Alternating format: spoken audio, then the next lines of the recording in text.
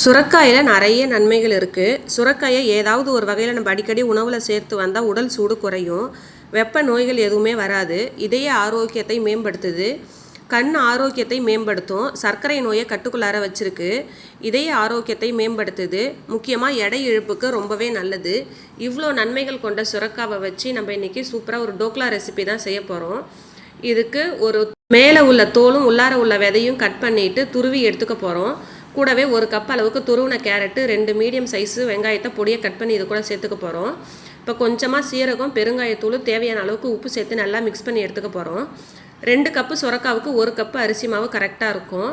நல்லா இதை போட்டு மிக்ஸ் பண்ணி எடுத்துக்க போகிறோம். தண்ணி நிறைய சேர்க்க தேவையில்ல, கொஞ்சம் கொஞ்சமாக சேர்த்து அடமாவு பதத்துக்கு நம்ம தண்ணியை கரைச்சி சேர்த்துக்கலாம்.